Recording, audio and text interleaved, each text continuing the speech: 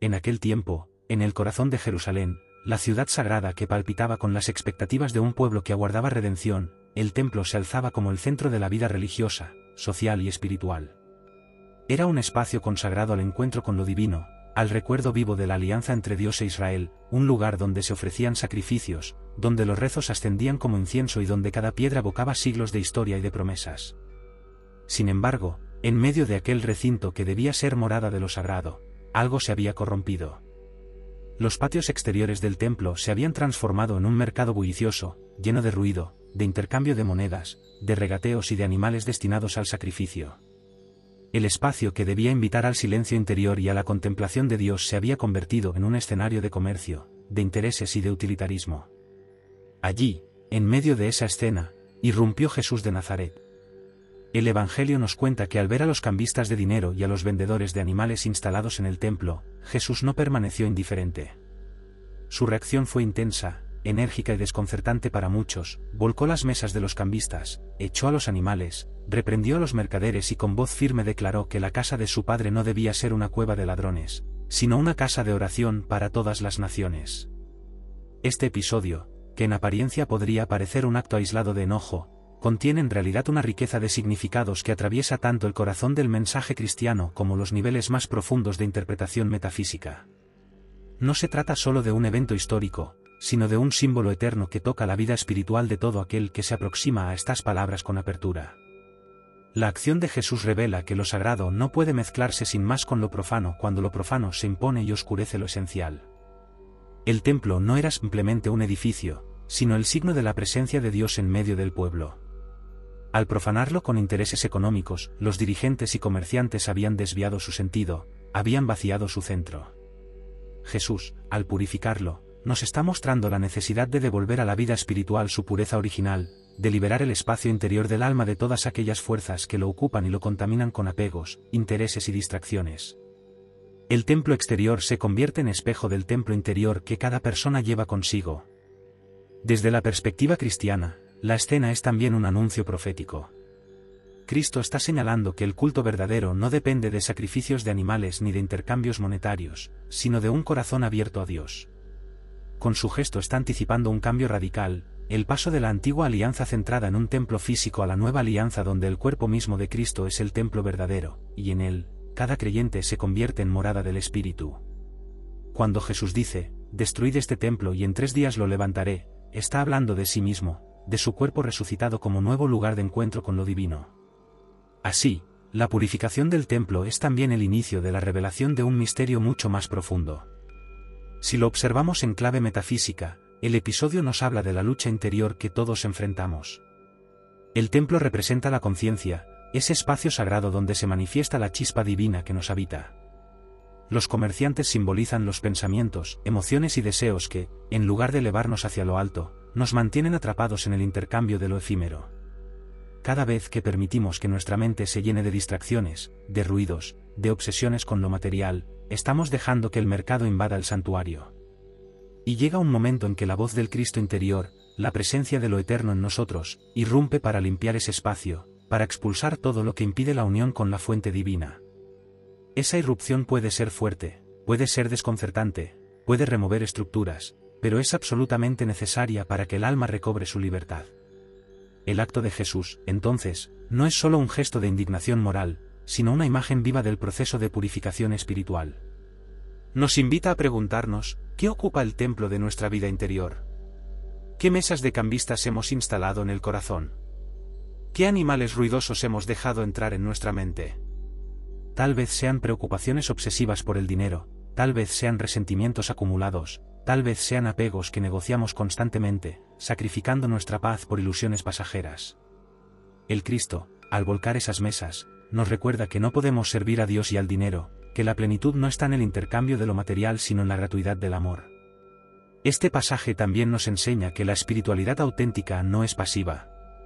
Jesús, que predicaba el amor, la mansedumbre y el perdón, no dudó en actuar con fuerza cuando lo sagrado fue profanado. Eso nos muestra que el camino espiritual no consiste en una calma superficial que todo lo tolera, sino en una fidelidad radical que sabe discernir cuando es necesario actuar con firmeza.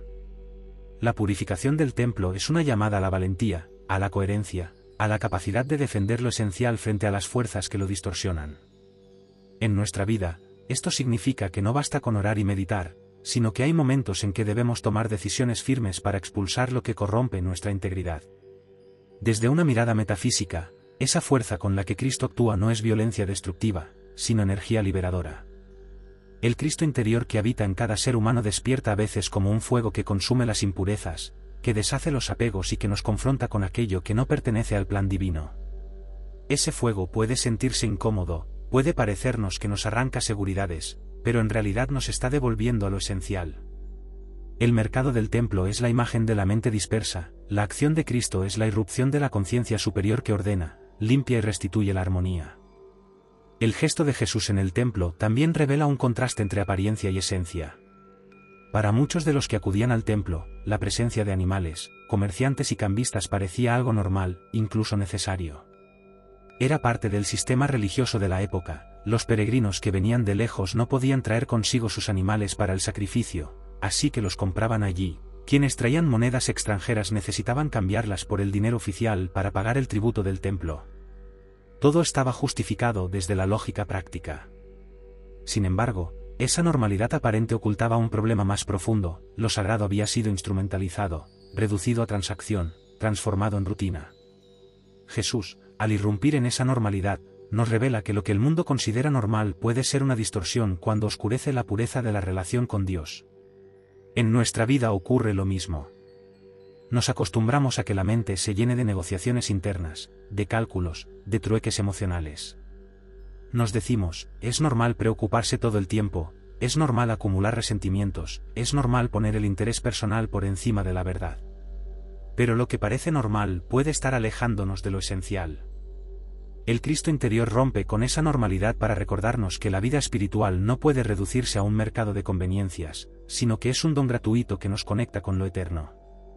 Así como Jesús desafió el sistema religioso de su tiempo, también nos invita hoy a cuestionar aquello que se ha vuelto costumbre en nuestro interior y que, sin embargo, bloquea la luz de lo divino. Este episodio también se puede leer como un acto de revelación del verdadero poder espiritual. Jesús no llevaba armas, no convocó un ejército, no usó la violencia de este mundo. Y, sin embargo, su sola presencia, su palabra firme y su gesto decidido fueron suficientes para transformar la escena.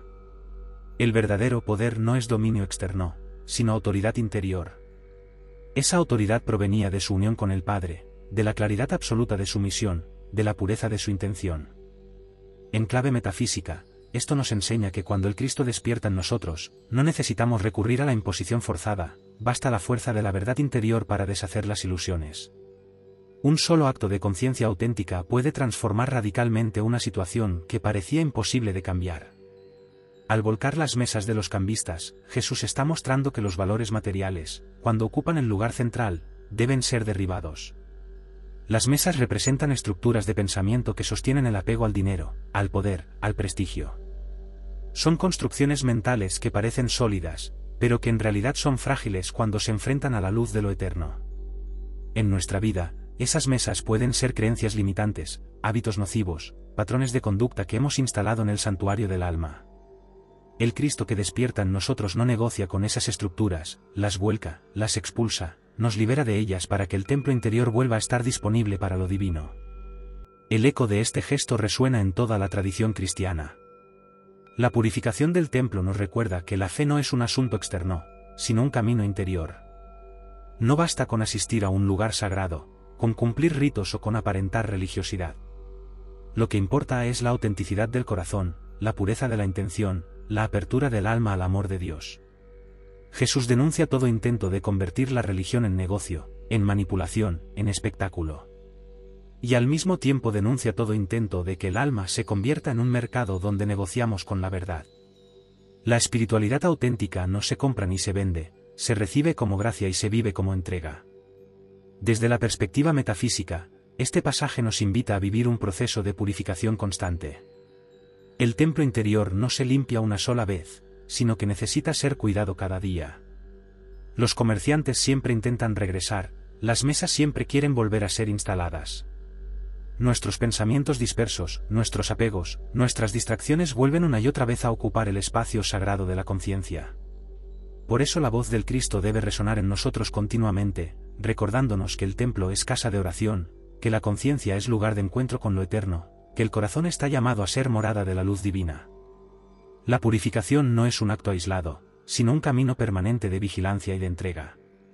También podemos comprender este episodio como un símbolo de transformación colectiva. El templo no era solo un lugar individual, sino el centro de toda una comunidad.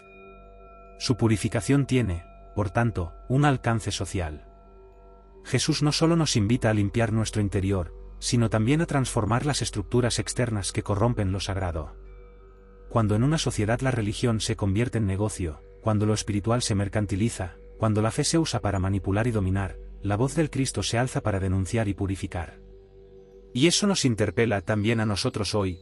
¿Cómo participamos en esa transformación colectiva? ¿Estamos dispuestos a defender lo sagrado frente a las fuerzas que lo distorsionan? En el nivel más profundo, la expulsión de los comerciantes nos habla del camino hacia la unión con Dios. Para alcanzar la plenitud espiritual, es necesario un vaciamiento. No se puede llenar un templo ocupado, no se puede recibir la luz en un espacio lleno de ruidos. La purificación es condición para la unión. El alma que expulsa sus apegos, que derriba sus mesas de cambistas, que echa fuera los animales del sacrificio ilusorio, queda libre para recibir la presencia viva de lo eterno. En ese estado, la oración no es un rito externo, sino un fluir del ser hacia la fuente, una comunión directa con el misterio divino. El templo interior, una vez purificado, se convierte en verdadera morada de Dios. Y así comprendemos que aquel día en Jerusalén no fue solo un episodio de indignación pasajera, sino una proclamación eterna. Cristo no expulsó únicamente a unos comerciantes del patio del templo, expulsó a las sombras que oscurecen lo divino, derribó las estructuras que pretendían comprar lo que solo puede recibirse como gracia, rompió con la ilusión de que la espiritualidad puede reducirse a moneda de cambio.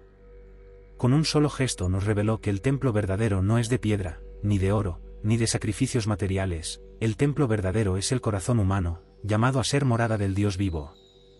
Ese mismo Cristo que irrumpió en el templo físico también irrumpe hoy en el templo de nuestra conciencia. Viene a volcar las mesas de nuestras falsas seguridades, viene a expulsar los ruidos que nos distraen, viene a purificar el espacio donde debe habitar la luz. Y aunque su presencia pueda estremecer, aunque su fuerza pueda incomodarnos, no debemos temer, porque cuando el Cristo limpia, no destruye, cuando expulsa, no vacía, cuando derriba, lo hace para reconstruir con fundamento eterno. Cada mesa que cae es una cadena que se rompe, cada comerciante que huye es un apego que se disuelve, cada ruido que se extingue es silencio sagrado que renace. Ese es el misterio que nos deja este pasaje. No hay vida cristiana auténtica sin purificación, no hay unión con lo divino sin valentía para dejar atrás lo que corrompe. El templo debe ser devuelto a su propósito, y ese templo eres tú, soy yo, somos todos.